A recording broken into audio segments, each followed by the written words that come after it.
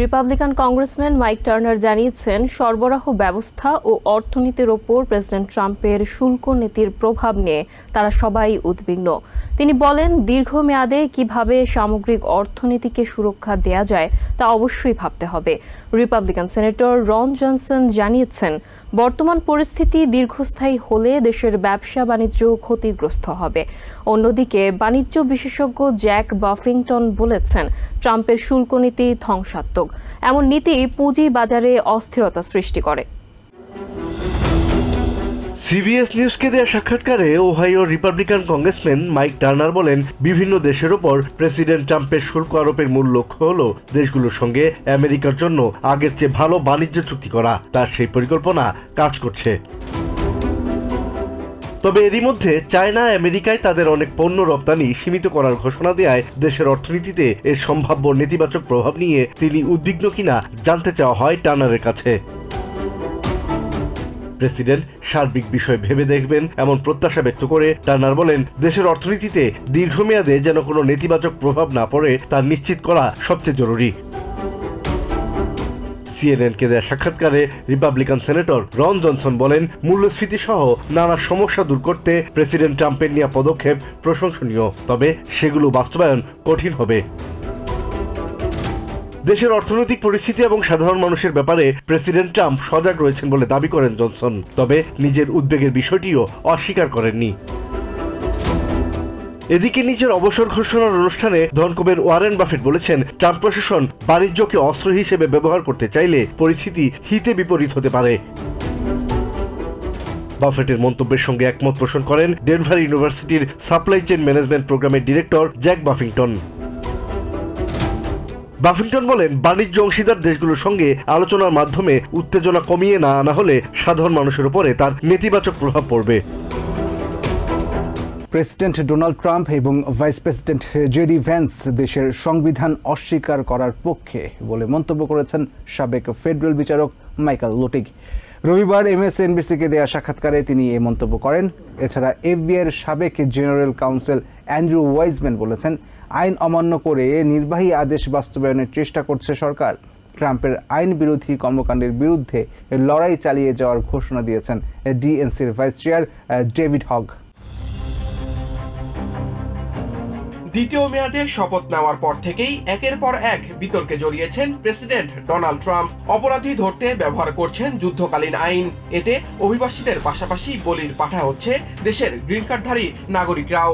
অন্যদিকে বিদ্বেষমূলক অপরাধের অভিযোগ এনে অনুদান আটকেছেন বিভিন্ন বিশ্ববিদ্যালয় ও সাংস্কৃতিক প্রতিষ্ঠানের। একই অভিযোগে বিভিন্ন পাঠাগার থেকে বাজেয়াপ্ত বা সরিয়ে ফেলা হয়েছে বই। প্যালেস্টাইনপন্থী মত প্রকাশের জন্য গ্রেফতার হয়েছেন অনেক বিদেশি শিক্ষার্থী। যদিও তার মেয়াদের এসব কাজের সবগুলোকেই একতরফা বৈধতা দেওয়ার চেষ্টা করছেন ডোনাল্ড ট্রাম্প।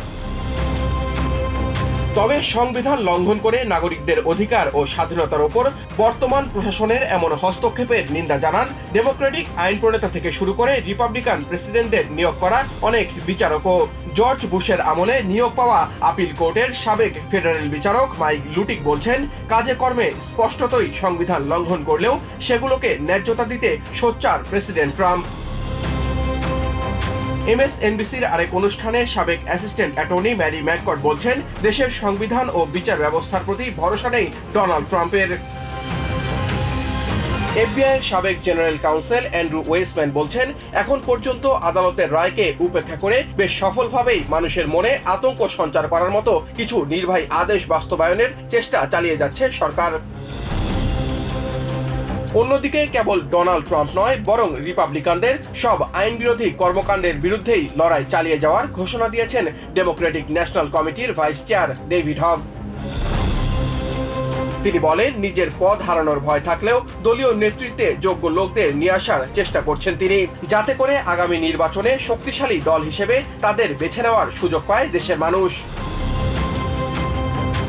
মাদক পাচারে জড়িত কার্টেলকে নির্মূল করতে মেক্সিকোতে সামরিক বাহিনী পাঠানোর প্রস্তাব দিয়েছেন বলে নিশ্চিত করেছেন প্রেসিডেন্ট ডোনাল্ড ট্রাম্প। রবিবার এয়ারফোর্স ওয়ানে তিনি বলেন, তিনি প্রেসিডেন্ট ক্লাউডিয়া শেইনবামকে এই বিষয়ে জানিয়েছেন। যদিও শেইনবাম এই প্রস্তাব প্রত্যাখ্যান করেছে, তিনি বলেছেন তার দেশের সার্বভৌমত্ব বিক্রির জিনিস না।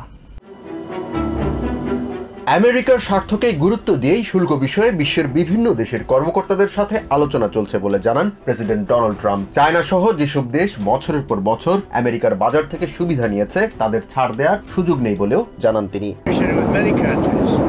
But at the end of this, I'll set my own deals because I set the deal. They don't set the deal. I set the deal.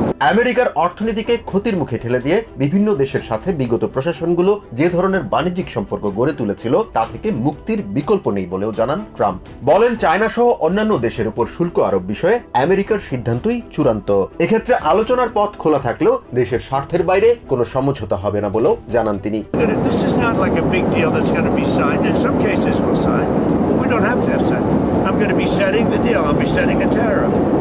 অসম বাণিজ্যিক সম্পর্কের কারণে প্রতিদিন $5 বিলিয়ন ক্ষতির কথা জেনেও বাইডেন প্রশাসন কোনো উদ্যোগ নেয়নি জানিয়ে ট্রাম্প বলেন, আর কখনোই দেশের ক্ষতি মেনে নেওয়া হবে না।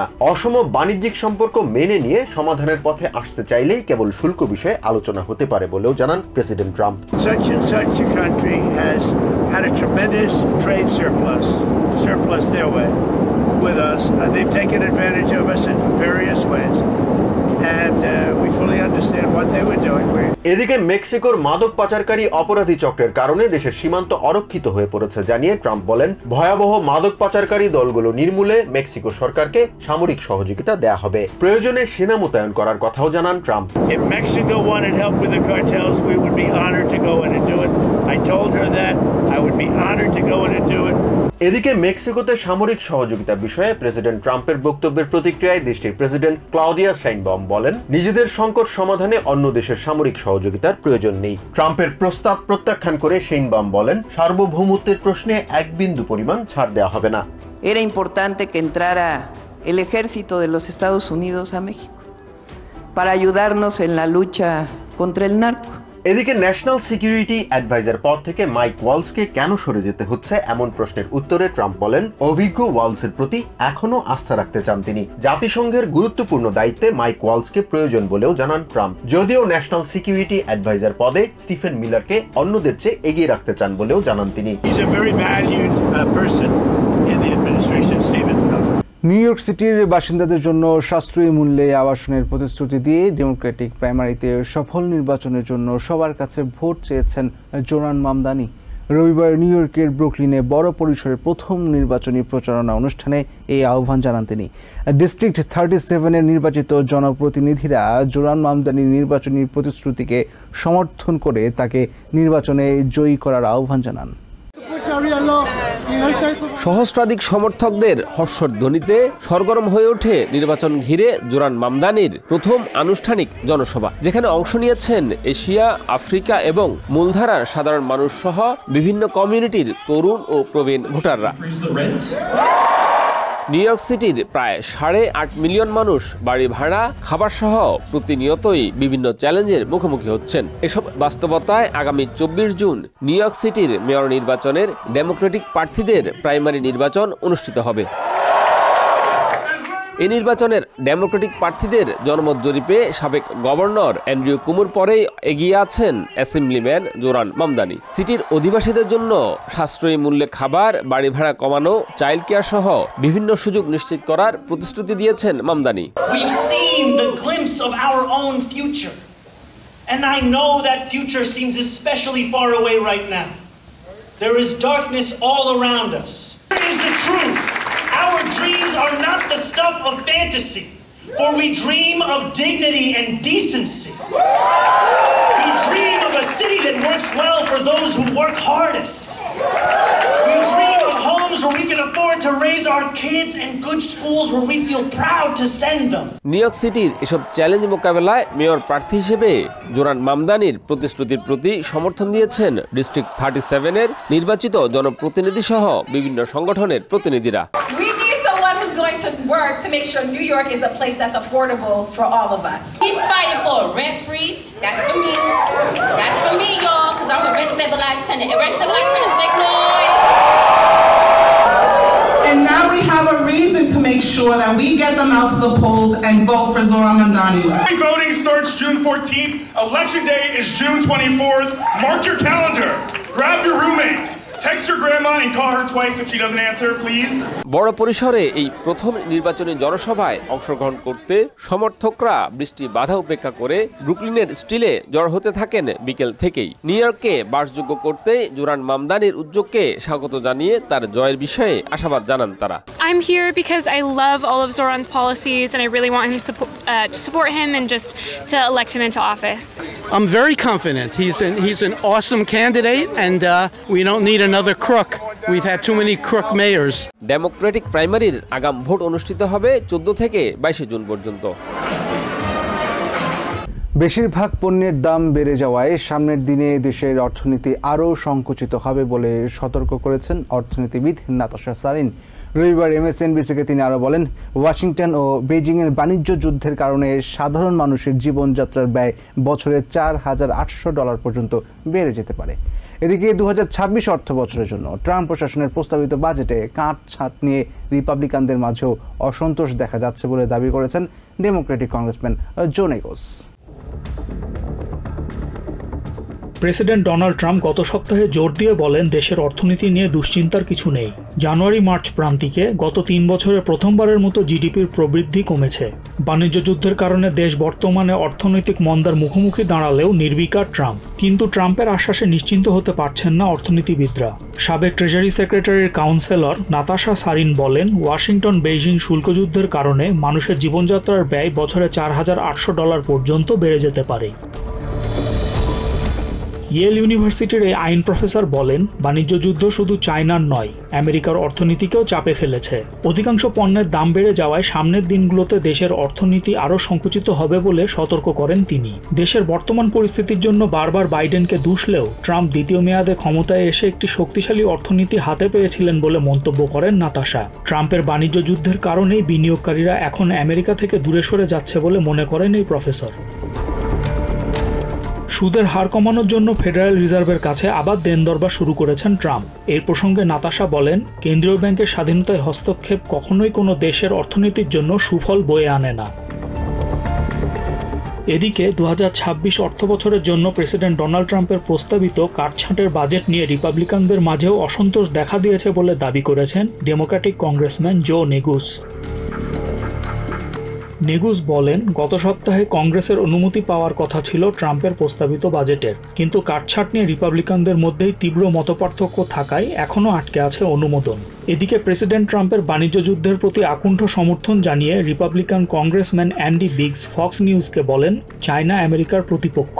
তিনি দাবি করেন, চায়নার অর্থনীতির উপর চাপ পড়ার কারণেই এর মধ্যে অসন্তোষ দেখা দিয়েছে সেখানে। চায়না যে কোনো দিন চুক্তি করতে এগিয়ে আসবে বলে আশাবাদ জানান বিগস। দেশের অর্থনীতি পুনরুদ্ধারের প্রতিশ্রুতি রক্ষায় ট্রাম্প প্রশাসন ব্যর্থ হয়েছে বলে মন্তব্য করেছেন নিউ জার্সির সাবেক রিপাবলিকান গভর্নর ক্রিস ক্রিস্টি। তিনি বলেন, দেশে স্বর্ণযুগ চলছে বলে প্রেসিডেন্ট যে দাবি করেছেন সেটা সঠিক নয়। এছাড়া ট্রাম্পের মতো বিশৃঙ্খলা সৃষ্টিকারীকে কেউই প্রেসিডেন্ট হিসেবে দেখতে চায় না বলে মন্তব্য করেছেন সাবেক ডিএনসি চেয়ার ডনা ব্রাজিল। বর্তমান ডিএনসি চেয়ার কেন মার্টিন বলেন, ট্রাম্প প্রশাসন দেশে আইন শাসন প্রতিষ্ঠায় ব্যর্থ হয়েছে। প্রেসিডেন্ট ডোনাল্ড ট্রাম্প তার মেয়াদের প্রথম 100 দিনে নজিরবিহীন গতিতে নির্বাহী আদেশ জারি করে নির্বাচনী প্রতিশ্রুতিগুলি বাস্তবায়নের পথে অগ্রসর হয়েছেন। লক্ষ্য ছিল ফেডারেল সরকারের ব্যয় কমানো, প্রশাসনের কাঠামো সংকোচন করা ও আন্তর্জাতিক পরিসরে আমেরিকার ভূমিকা পুনর্গঠন। তবে বিশেষজ্ঞরা বলছেন, ট্রাম্পের জন্য এখন শুরু হচ্ছে আসল চ্যালেঞ্জ। নিজেকে ডিল মেকার ইন চিফ হিসেবে পরিচয় দেওয়া এই প্রেসিডেন্টকে এবার তার নীতিগুলো আইন আকারে প্রতিষ্ঠিত করতে হবে। এর জন্য প্রয়োজন কংগ্রেসে রিপাবলিকানদের মধ্যে দৃঢ় ঐক্য ও কার্যকর সমন্বয়। যদিও সাবেক DNC chair Dona Brazil president ট্রাম্পকে একজন বিশৃঙ্খলাকারী ও বিঘ্নকারী হিসেবে অভিহিত করে এবিসি নিউজকে বলেন, এই ধরনের নেতৃত্বকে দেশের মানুষ দেখতে চায় না।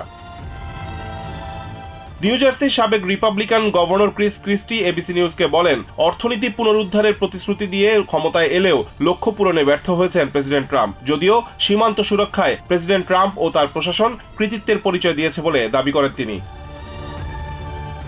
এবিসি নিউজের গোলটেবিল আলোচনায় ট্রাম্প প্রশাসনের প্রথম 100 দিনের মূল্যায়ন করে সাবেক আরএনসি চেয়ার রেইন্স প্রিভাস বলেন, নির্বাচনী প্রতিশ্রুতি বাস্তবায়নের প্রতিফলন ঘটাতে পেরেছেন প্রেসিডেন্ট ট্রাম্প। এদিকে ডেমোক্রেটিক ন্যাশনাল কমিটি চেয়ার কিন মার্টিন ফক্স নিউজকে বলেন, প্রেসিডেন্ট ট্রাম্প ও তার প্রশাসন দেশে আইনের শাসন প্রতিষ্ঠায় পুরোপুরি ব্যর্থ হয়েছে। এর আগে আগামী 4 বছর দায়িত্ব পালন শেষে ক্ষমতা হস্তান্তর করার ঘোষণা দেন প্রেসিডেন্ট ডোনাল্ড ট্রাম্প। রবিবার এনবিসি নিউজকে তিনি বলেন, তার মেগা আন্দোলনের নেতৃত্ব দেওয়ার জন্য ভাইস প্রেসিডেন্ট জেডি ভ্যান্স এবং স্টেট সেক্রেটারি মার্কো রুবিওর মতো অনেক যোগ্য লোক আছেন। প্রেসিডেন্ট আরও বলেন, দেশের অর্থনীতির ভালো দিকগুলো, তার সাফল্য আর খারাপ দিকগুলোর জন্য বাইডেন প্রশাসন দায়ী। বিভিন্ন সমাবেশে প্রেসিডেন্ট ট্রাম্পকে তৃতীয় মেয়াদে তার প্রেসিডেন্ট হওয়ার বিষয়টি নিয়ে রসিকতা করতে দেখা গেছে। গত মার্চে এনবিসি নিউজের সাংবাদিক ক্রিস্টিয়ান ওয়েলকারকে দেওয়া সাক্ষাৎকারে ট্রাম্প বলেছিলেন, তৃতীয় মেয়াদে প্রেসিডেন্ট হওয়ার বিষয়টি বিবেচনা করা নিয়ে তিনি রসিকতা করছেন না।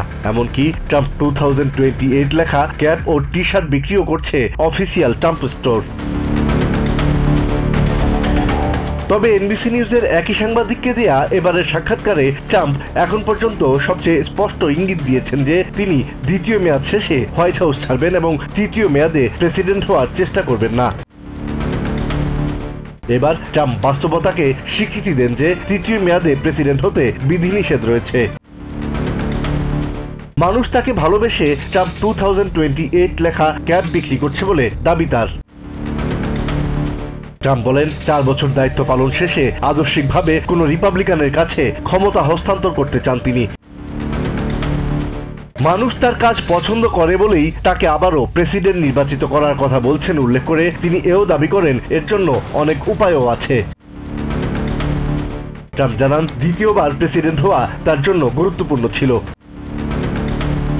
তার নিজের করা রাজনৈতিক আন্দোলন মেক আমেরিকা গ্রেট এগেন বা মেগাকে দেশের ইতিহাসের সবচেয়ে মহৎ রাজনৈতিক আন্দোলন বলে দাবি করেন ট্রাম্প। বলেন, রিপাবলিকান পার্টি বা তার মেগা আন্দোলনের নেতৃত্ব দেওয়ার জন্য ভাইস প্রেসিডেন্ট জেডি ভ্যান্স এবং স্টেট সেক্রেটারি মার্কো রুবিওর মতো অনেক যোগ্য লোক রয়েছেন। বর্তমান অর্থনৈতিক পরিস্থিতি নিয়ে ট্রাম্প বলেন, অর্থনীতির ভালো দিকগুলো তার অবদান। বিতরণের ক্ষেত্রে অভিবাসীদের আইনি অধিকার নিশ্চিত করা উচিত কিনা জানতে চাওয়া হলে প্রেসিডেন্ট বলেন, এ বিষয়ে তার জানা নেই। এছাড়া তার উদ্যোগে শুরু হওয়া রাশিয়া ও ইউক্রেনের মধ্যে শান্তি আলোচনার বিষয়ে ট্রাম্প আশঙ্কা জানান, শেষ পর্যন্ত দেশ দুটি কোনো চুক্তিতে নাও পৌঁছাতে পারে। বিশ্বের বিভিন্ন দেশের নির্বাচনে ট্রাম্প প্রশাসনের কর্মকাণ্ড বড় ধরনের প্রভাব ফেলছে বলে মনে করেন রাজনীতি বিশ্লেষকরা। অস্ট্রেলিয়ান ন্যাশনাল ইউনিভার্সিটির অধ্যাপক জন ওয়ারহার্স্ট বলেন, আগামী কয়েক বছরে বিভিন্ন দেশের নির্বাচনেও ট্রাম্পের প্রভাব পড়বে।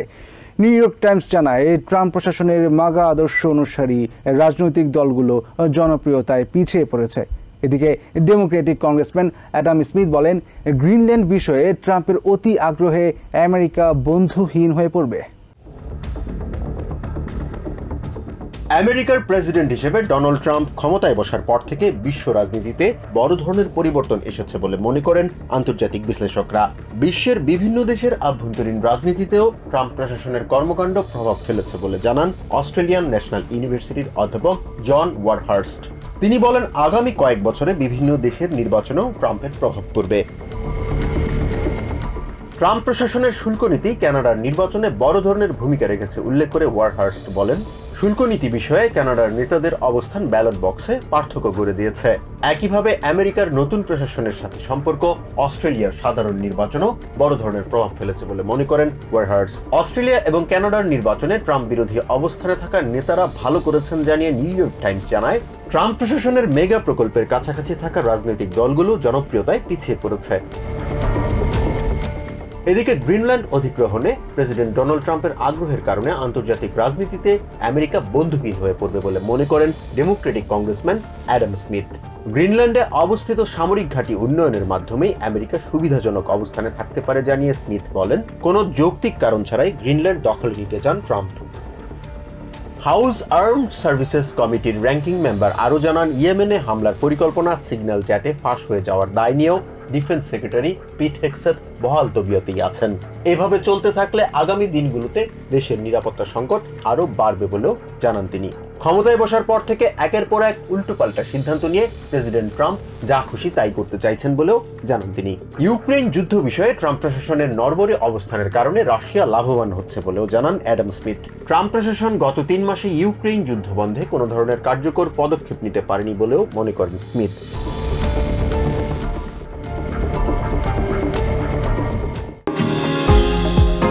নিউ ইয়র্ক থেকে সম্প্রচারিত TVN 24 টেলিভিশন বিশ্বজুড়ে বাঙালির কণ্ঠস্বর।